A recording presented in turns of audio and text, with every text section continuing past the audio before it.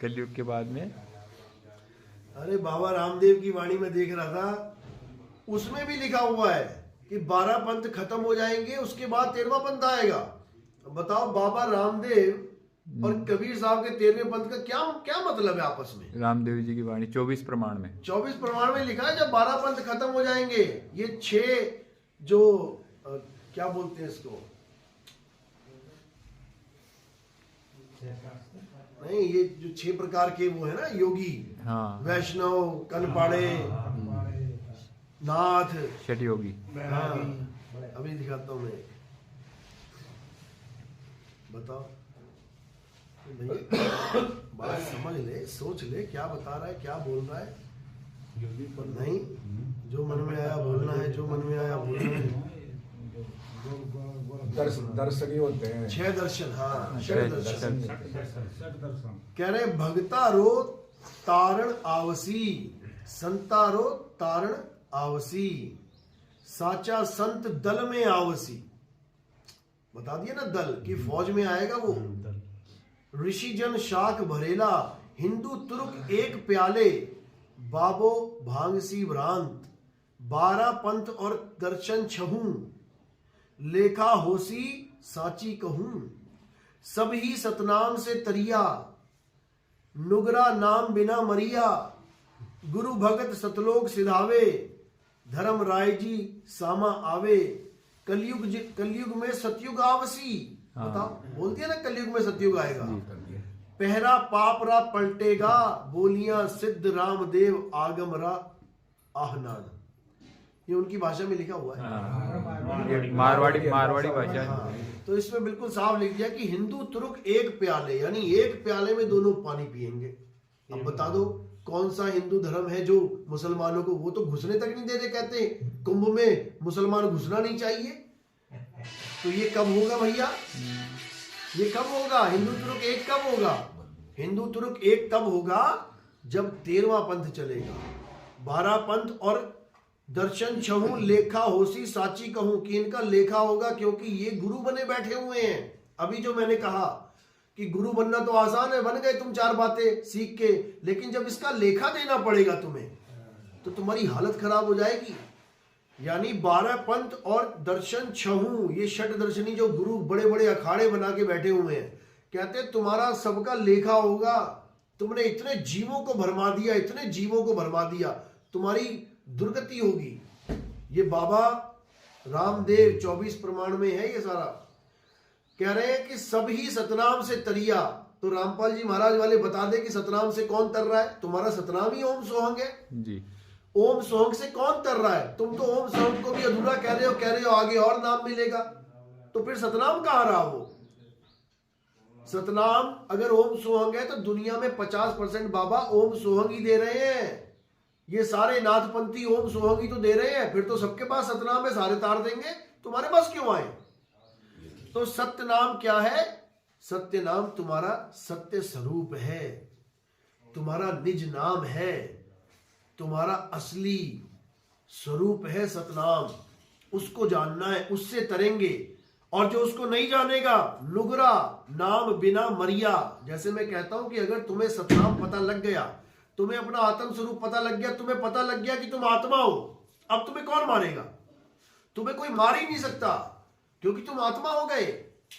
और नुगरा जो निगुरा है, जो गुरु नहीं बना रहा, वो पक्का मरेगा, क्योंकि वो जान ही नहीं सकता कि मैं हूं कौन। वो सोचेगा मैं काया हूं, अब तो मैं मरा। अरे काया तुम्हें रहने नहीं देगा गुरु, गुरु तुम्हें आत्मा बना देगा। तो जो जो गुरु धारण करेगा वो 101% तरेगा, और जो गुरु के बिना रहेगा वो 101% मरेगा, उसे कोई बचा नहीं सकता। गुरु भगत सतलोक सिधावे। अब सतलोक का मतलब समझ लो। सतलोक का भी बहुत बड़ा ड्रामा चल रहा है कि आओ सतलोक आ जाओ आ जाओ। उसके बाद नहीं, सतलोक भी नीचे है, इसके आगे चलेंगे अलख लोक, अगम लोक, अनामी लोक। तो यहां सतलोक क्यों लिखा हुआ है? सतलोक का मतलब कोई लोक नहीं है कि जहां पे काजू बादाम किशमिश, कोई सेब संतरा खिलाया जा रहा है। ये सब 84 लाख योनियां हैं। मैं सतलोक लेके गया, रामपाल जी मुझे सेब लेके आए, मैंने सेब खाया। अरे सेब 84 लाख योनियां हैं। सतलोक में 84 लाख नहीं है, सतलोक में भी 84 लाख हो गई, तो फिर काल में और परमात्मा में फर्क क्या रहा? यहां काल ने काजू किशमिश बना के रखा हुआ है, वहां परमात्मा ने काजू किशमिश बना दिया। तो ये सब अज्ञान है। सतलोक का मतलब है लोक अलोक शब्द है भाई, और जिन जाना तिन संशय जाई। जो अपने सत्य स्वरूप को जान लेता है उसके लिए लोक, ये अलोक, ये सब खत्म हो जाता है। वो अज्ञानी जीव है जो स्वर्ग नरक सतलोक अलग लोक को मान के बैठे। अरे अज्ञानी को स्वर्ग नरक है, हरि जाने को नाही, और जिस भव से सब लोग डरत है सो भय हमरे नाही। मैं अपनी आत्मा में स्थित हो गया, अब ना मैं स्वर्ग जाऊंगा, ना मैं नरक जाऊंगा, ना मैं अलग लोग जाऊंगा, ना मैं अनामी लोग जाऊंगा, मैं कहीं नहीं जाऊंगा। जाना जाना ही नहीं, खत्म हो जाएगा। तो कह रहे ना कहीं आना ना कहीं जाना, आपे में आप समाना। अपने में समा जाओ, बात खत्म हो गई। तो कह रहे कलयुग में सतयुग आवसी, पहरा पापरा पलटेगा। कि ऐसा ज्ञान चलेगा, कौन सा? 13वां पंथ, 12 पंथ और 6 दर्शन को तो लेखा बता दिया कि तुम्हारी हालत खराब हो जाएगी। लेखा ही दे रहे हैं जेल में बैठ के, और क्या कर रहे हैं? कोई फांसी लगा रहा है, बाबा आपने अभी फांसी लगाई थी, मठाधीश ने फांसी लगा ली, तो ये लेखा ही तो है। क्योंकि शांति उनको नहीं मिल सकती। शांति कहां मिलेगा? 13वें पंथ हम ही चले आए और सब पंथ मेट के एक पंथ चलाएं, ये शांति वहां मिलेगी। ये 13वें पंथ में आके मिलेगी, अपने सत्य स्वरूप को जान के मिलेगी। नहीं तो इस दुनिया में ऐसा कोई नहीं है जो तुम्हें शांति दे सके, दे ही नहीं सकता। तो जो लोग कहते हैं कि कलयुग में सतयुग नहीं आएगा, उनको सोचना चाहिए, समझना चाहिए। सारी वाणियों में प्रमाण है, सब वाणियों में, केवल इसमें नहीं। कबीर साहब की वाणियों में है, नानक साहब की वाणियों में है कि खालसा राज आएगा। खालसा राज का मतलब क्या? यही तो है कि कलयुग में सतयुग आएगा। 10वीं पातशाही लिख के गए हैं कि ऐसा राज आएगा कि घर घर में खालसा जन्म लेगा, यानी वो ज्ञान उपजेगा। लेकिन लोगों को समझ में नहीं आ रहा। तो भाई कलयुग में सतयुग आएगा, आएगा और आके रहेगा, कोई इसको रोक नहीं सकता। जय गुरुदेव जी की भविष्यवाणी है कि कलयुग में सतयुग आएगा। जय गुरुदेव ने तो बिल्कुल ही सारा खेल ही खत्म कर रखा है, अगर ध्यान से पढ़ लो। वो रामपाल जी महाराज उनकी वाणी ले लेके घूम रहा है, वो 20 साल का हो गया, 20 साल का हो गया। ये नहीं देख रहा अगली वाणी में बोला है कि उस महात्मा को ऊपर से आवाज आएगी, वो ऊपर से जो आवाज आएगी उसका प्रचार करेगा। ये क्यों नहीं बोल रहे हैं? तुम्हें कौन सी ऊपर से आवाज आ रही है भाई? बता दो, कहीं तुमने बोला हो किसी सत्संग में? और सबसे बड़ा जाल कि ये बहुत शातिर लोग हैं। आज तक रामपाल जी महाराज ने कभी 12वें पंथ के कालदूत हंस मुनि का जिक्र तक नहीं किया। दिखा दो कोई वीडियो, नहीं किया था। दिखा दो रामपाल जी की कोई वीडियो जिसमें 12वें पंथ के हंस मुनि कालदूत का जिक्र किया हो। ये तो हमने भेद खोला, हमने बताया कि 12वें पंथ में कालदूत बैठा हुआ है, हंस मुनि नाम रखा है उसका, हंस मुनि। क्यों? वो अपने आप को परमात्मा का हंस दिखाने की कोशिश कर रहा है कि मैं परमात्मा का हंस हूं, लेकिन सारे कर्म मुनियों वाले कर रहा है। क्या किया मुनियों ने? ये मंत्र जाप ही तो किए सारे। तो तुम्हें हंस बना के क्या बना दिया? मुनि बना दिया उसने। आशा लगा दी हंस बनाऊंगा और पकड़ा दिया मुनियों वाला ज्ञान। तो वही हंस मुनि है, और उसमें उसकी पहचान लिखी है कि वो तरह तरह की करामातें दिखाएगा। किसी का कैंसर ठीक हो गया, किसी के दांत दर्द ठीक हो गया, किसी का पेट दर्द ठीक हो गया, किसी का ये ठीक हो गया। वो लिखा है उसमें साफ। और क्या लिखा है कि वो अपने आप को कबीर घोषित कर देगा कि मैं ही बंदी छोड़ कबीर हूं। और अब जब मैंने ये वाणी खोली है, वो पता नहीं किस महात्मा का नाम लगा के कह रहे ये है हंस मुनि। आज तक तुम्हारी आंखें फूट गई थी क्या? आज तक तो तुमने कभी बोला नहीं हंस मुनि कौन है। आज नितिन दास ने तुम्हारे चिथड़े कर दिए, तो अब तुम दूसरे महात्माओं के ऊपर बाणियां ठोक रहे हो। शर्म कर लो, शर्म। वो कोई अपने आप को कबीर नहीं कहला रहा। जिस बेचारे भोले पंछी का तुमने नाम ले लिया, वो बेचारा प्यारा महात्मा भक्ति कर रहा है, तुम उसको कबीर और करामातों से जोड़ दिया। अरे अपने गिरेबान में देखो, तुम ही हो वो हंस मुनि जो करामाते भी दिखा दिखा के लोगों को इकट्ठा कर रहा है और खुद को कबीर भी कहला रहा है।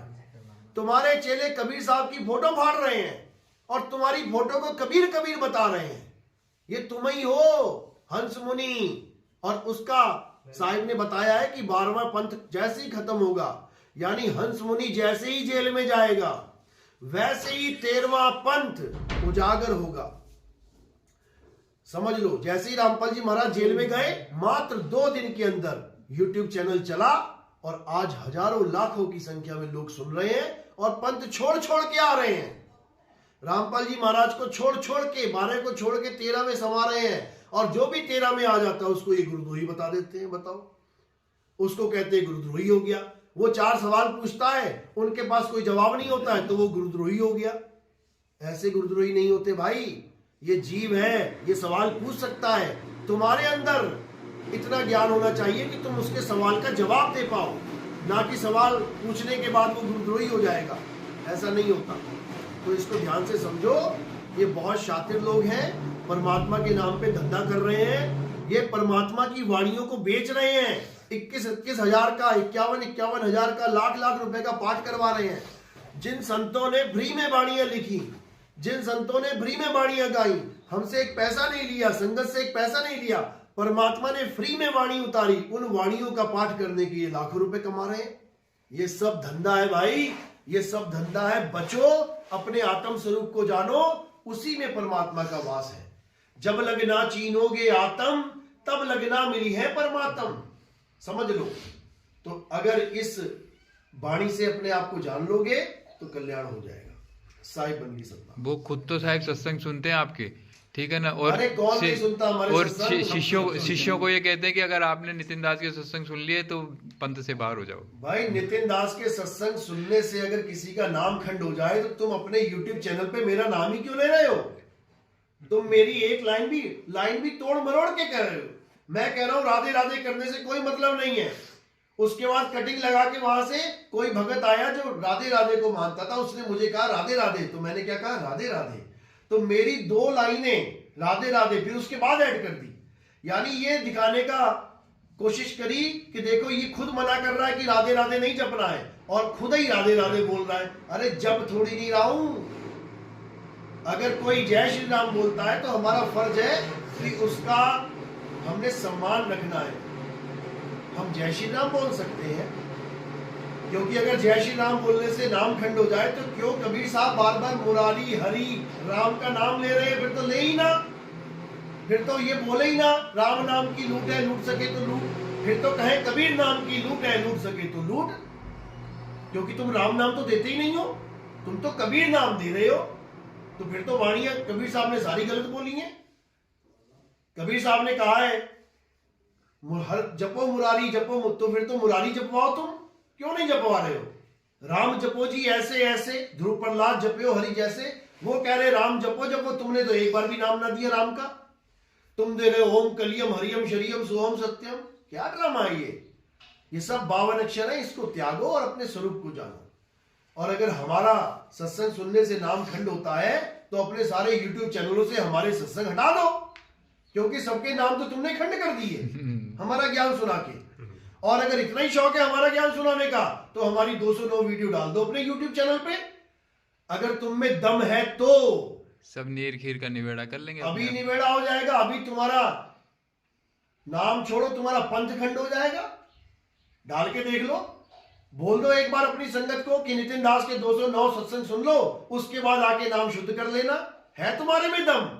तुम्हारे पास तो फैक्ट्री लगी है नाम शुद्ध कराने की। तुम क्यों डरा रहे हो? किसी को कह दो एक बार सारे सुन लो, उसके बाद नाम खंड हो जाएगा, आके शुद्ध करवा लेना। है तुम में दम? तुम में दम नहीं है, क्योंकि तुम जगत गुरु नहीं ठगत गुरु हो। जगत गुरु डंके की चोट पे कहता है सब काहू का लीजिए साचा शब्द निहार और पक्षपात मत कीजिए, कहे कबीर विचार।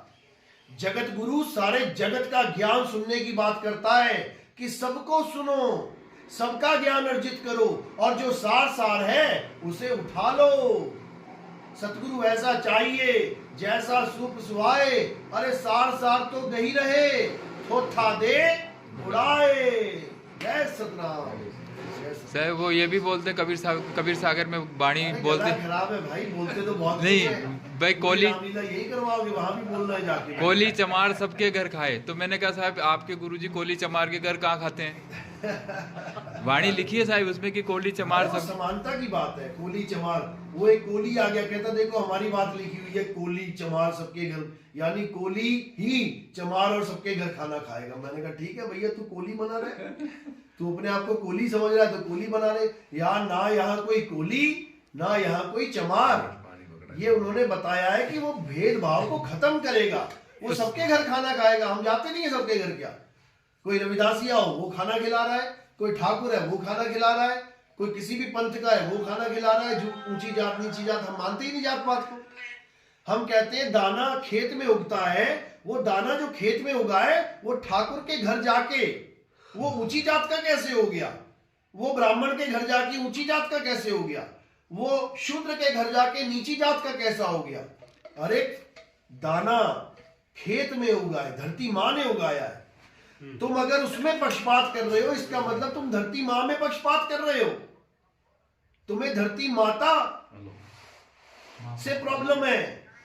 खाना तो वही है, एक दाल जो खेतों में उगी है, मार्केट में पड़ी है, एक ब्राह्मण जाके वही दाल खरीद रहा है, एक शूद्र जाके वही दाल खरीद रहा है, एक बानिया जाके वही। तो ये दाल की जात पात कैसे होगी? दाल ऊंची नीची कैसे हो गई कि इनके यहाँ खाना नहीं खा सकते? अरे वही दाल है जो ब्राह्मण के यहाँ पड़ी है, वही पैकेट है, वही कंपनी है, आशीर्वाद का आटा है, वही ब्राह्मण के उधर है, वही उसके घर पड़ा हुआ है।